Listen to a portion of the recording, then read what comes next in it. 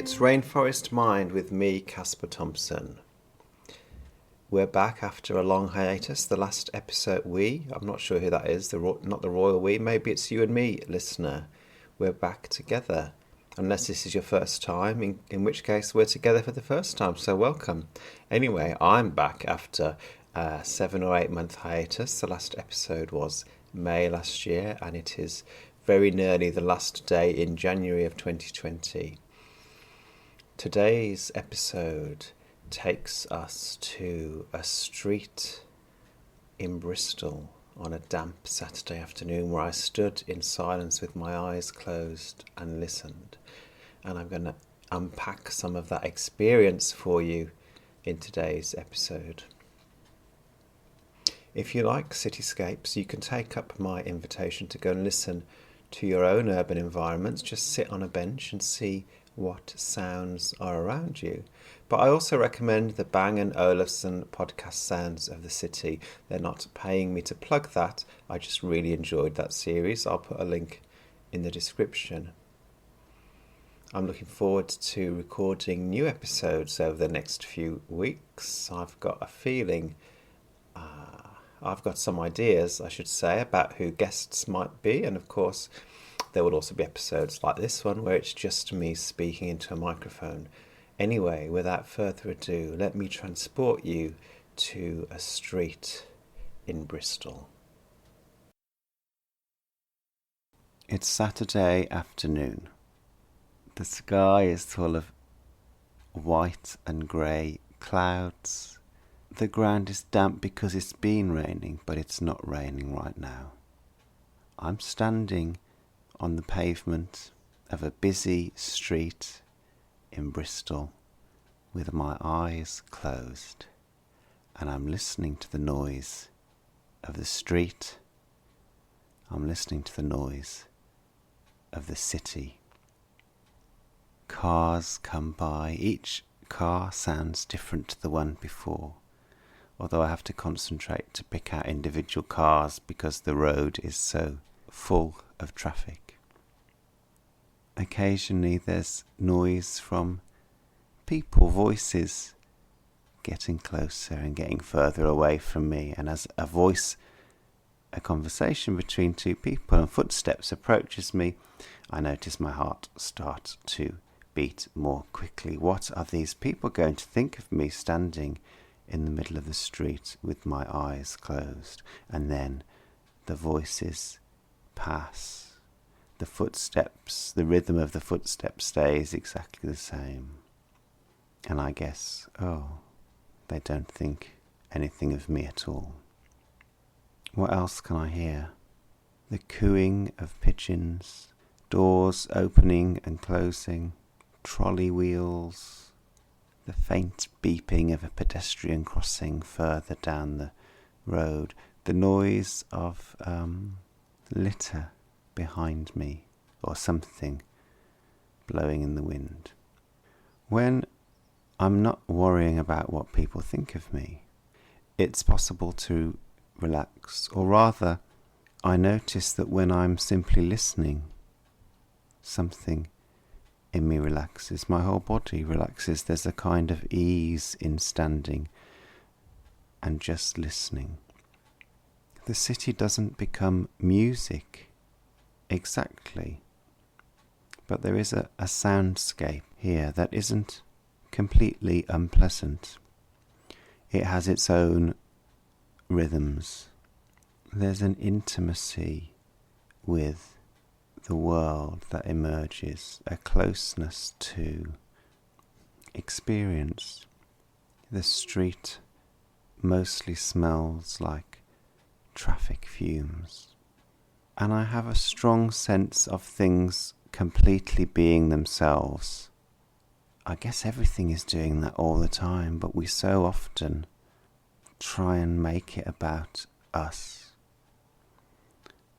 And yet when I was just listening, it was very clear the wheels are turning, because that's what they do. The engine is sucking in fuel, igniting it, spitting out fumes, creating motion. because that's what that system does.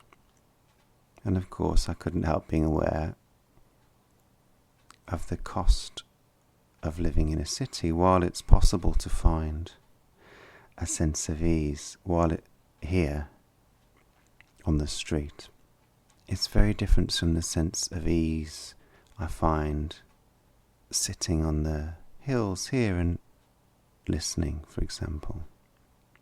It's the sort of ease that comes from knowing, I have the capacity to be with all of this, and all of this includes an understanding of the stress on the human body and mind of being surrounded by noise and pollution and light and constant messages from signs telling you to buy things or go here or don't go here, and many, many more people than we kind of evolved to live with in our tribal groups.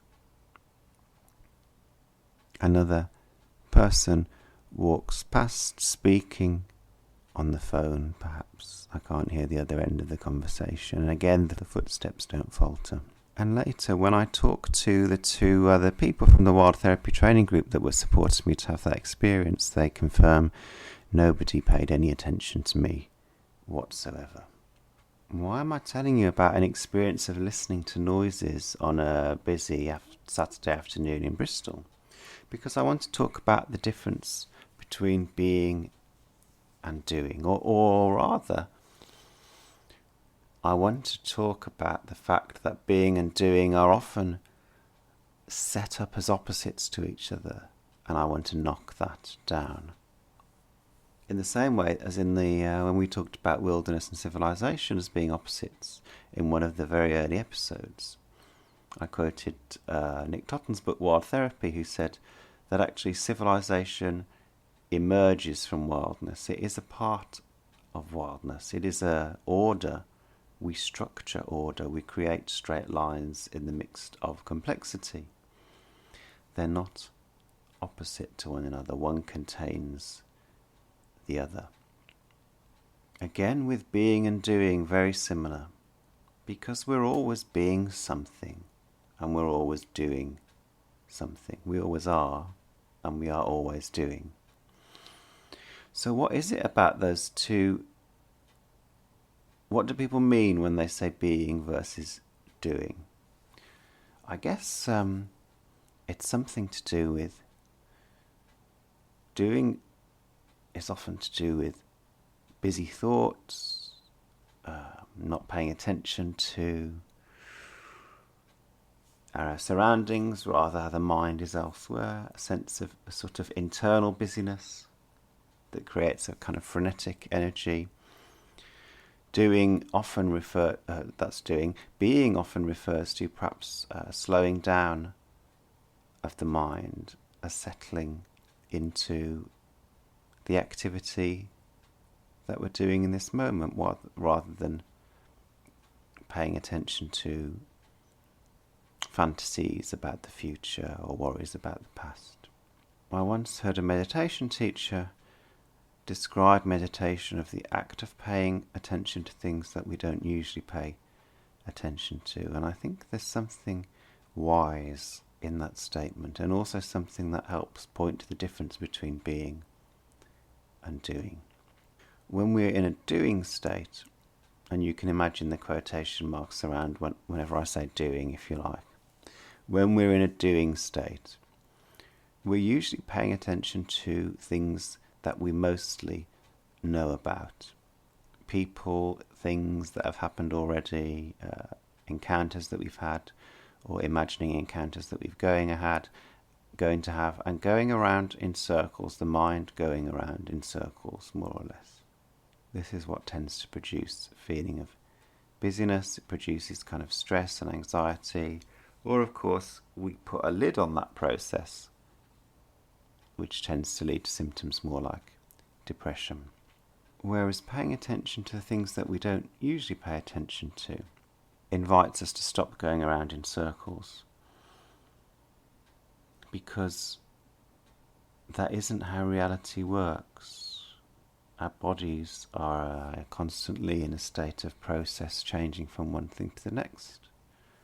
So sometimes in meditation we pay attention to physical sensations. And I often invite beginners in meditation to listen, because the world, even the ordered world of a city, is complex, surrounded by things that aren't us, expressing themselves, going about their business, changing in the way that they change. And giving our attention to those things, we have to stop going around in circles, because we discover freshness, newness. We discover things unfolding in the way that they unfold, rather than going around and around. We encounter something that we don't know already, and that cuts through the usual thought processes of paying attention to the things that we do know. So I think a city can do this.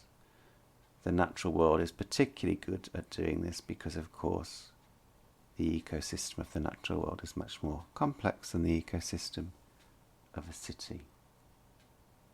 So this is one of the real benefits to meditation, in the sense of paying attention to things that we don't pay attention to, and particularly the benefits of paying attention to things outside of ourselves, going into new places. So some of that sense of ease I experienced on the street was simply a result of encountering something that wasn't myself, and in doing so, stopping travelling in circles for a short time. And I suppose, why did I want to talk about that? Because, you could still see being and doing as different ends of the spectrum, but I really want to name that busyness is also a way of being. It's a subset of being, and that we are existing all the time, partly just the pedant in me that longs for correctness, and partly something about honouring lived human experience, and partly something about this koan that I've been struggling with, which is my whole life about idealism, and beingness is idealized. In many Buddhist schools or spiritual circles or therapy circles, there seems to be some belief that we should just exist in a being state and be less doing and less busy. Well, fair enough. But the reality is, we're human beings, we have responses, we do go around in circles, and actually they're not perfect circles, because in those circles there's often a small amount of trying to work something out, to find something new in an old situation or in a new situation, so the circle wobbles and changes slightly. And for me, there's been something really important about recognising, for example, let's go back to that city street in Bristol where I was standing with my eyes closed. What I had hoped for is what Dogen describes as the dropping away of body and mind. And what I discovered was, sometimes that happened when I was just listening. And sometimes my body and mind were very present.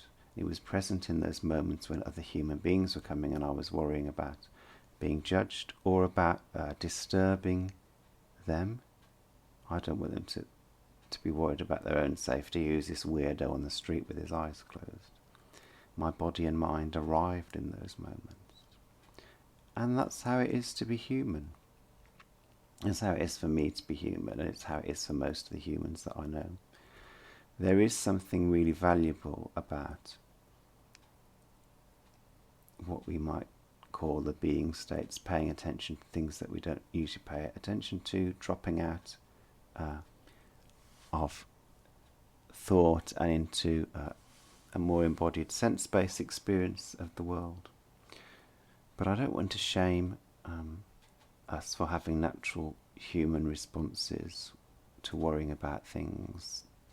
That's part of life too. There's something useful in that as well. So I'm going to invite you now to take a couple of moments to do what I did. Interactive podcasting. Is that new? I don't know. It probably isn't, is it? and to simply listen to the place that you are in. So take one headphone out if you're listening on headphones, or otherwise just open your ears to what's around you, noticing what happens in your body, what happens in your mind, but mostly giving your attention to the sounds.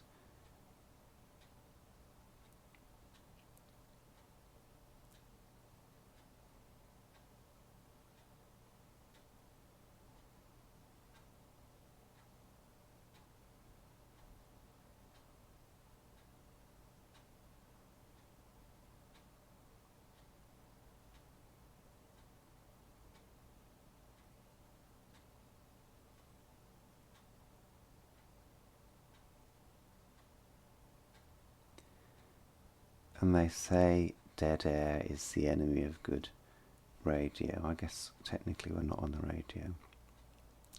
Anyway, go out, if you're brave, go out and try it. I had somebody with me keeping an eye on me when I was doing it in the middle of a city. You might like to do that. If you do it on a park bench somewhere or on a bench in a city, nobody is going to think anything of it at all. I think it was the standing in the street with the eyes closed that made me particularly fear for my own reputation. And it's really nice to do somewhere out in the countryside.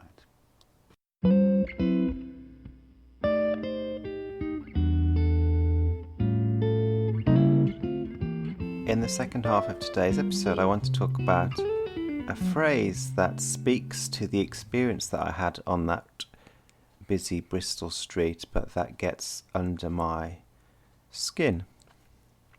And I've tried recording this little bit of the podcast a couple of times now, and I keep getting muddled, and I think it's because we are trying to attempt to put words to something that is almost uncontainable. And this is the experience of what Dogen called body and mind dropping away, the experience of intimacy with the world.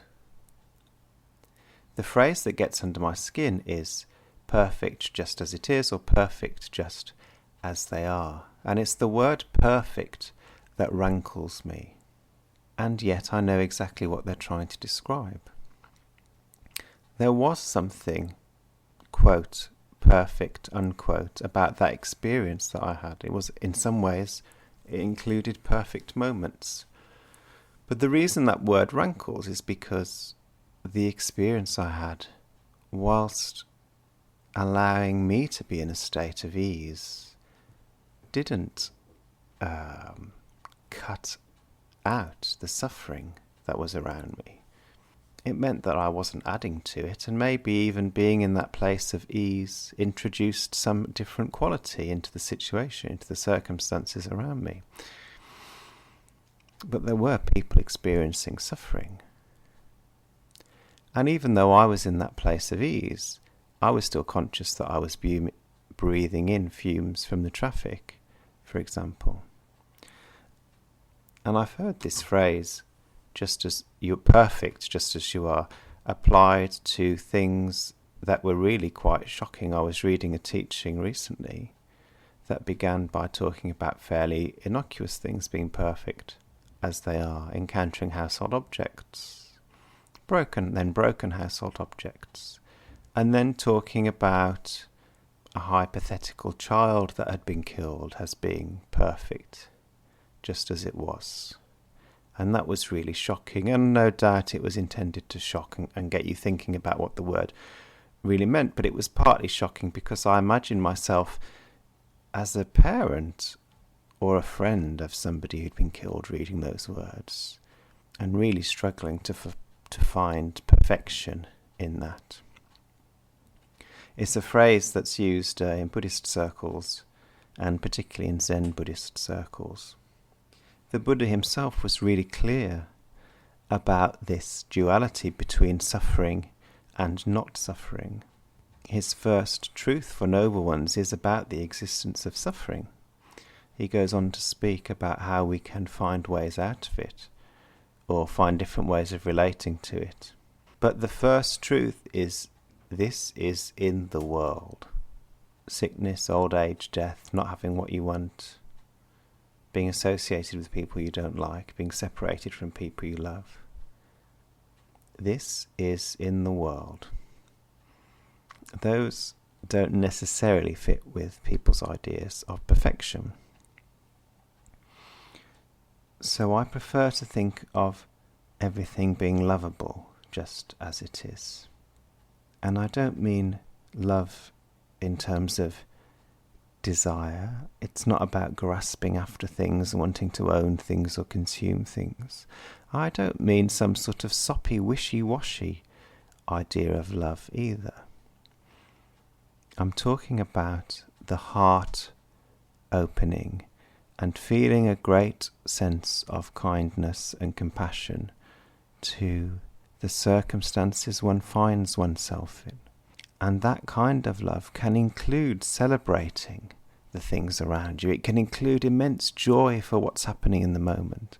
And it can also include grief and sadness and awareness of the cost. It's big enough to encompass all of those. As a Buddhist, I might say the Buddha's heart is big enough to encompass all of those, and occasionally our hearts are big enough to encompass all of those. For me, this language speaks to the experiences that I have more accurately. Things are lovable just as they are. And it's not always me that manages to love them. And some days I definitely can't do that. But those experiences of finding ease in myriad circumstances, of my heart opening in lots of different situations, teaches me that even if I can't manage it, inherently things are lovable. It's only my own greed, hate, ill will, and ignorance that stop me from seeing that. And love doesn't mean letting people off the hook. It doesn't mean not taking a stand for things we believe in. It just means that our eyes and ears and hearts are open and full of understanding. You know, a parent can love the child even when the child is really playing up. That's what we're talking about. Right now, in this moment, if I pause, I can hear a songbird in the garden outside. It's faint. It could be a robin, could be a blackbird. I can hear the hum of my computer's fan. I can hear my clock ticking. I can hear my 1 foot shuffling. I can feel some tension in my neck as I realise that I'm hunched over the microphone in an uncomfortable way. I can notice some anxiety about how this bit of the segment is going. How is it going to be received by me and my high standards, by you who I might know or who might be a stranger to me? I can hear someone upstairs. Above my office is the kitchen in the temple. Most of those things are easy to love, to be at peace with. My own anxiety is harder for me to be at peace with.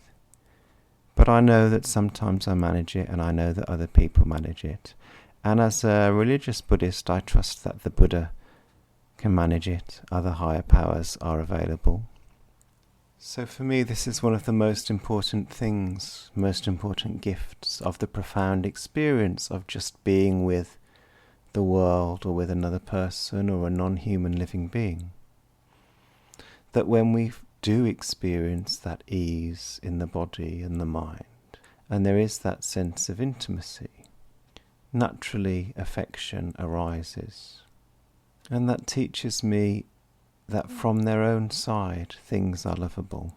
And I can trust that that is true, whether I'm in that state or not. Thank you for listening today. Be sure to subscribe on iTunes or Stitcher or wherever you get your podcasts. Leave us a review there as well if you like. You can find my website at kaspaThompson.co.uk. That's KASPATHOMPSON.co.uk, where you can find old episodes, blog posts and details of my therapy practice. I look forward to speaking to you again. In the meantime, take care and enjoy listening to wherever you find yourself.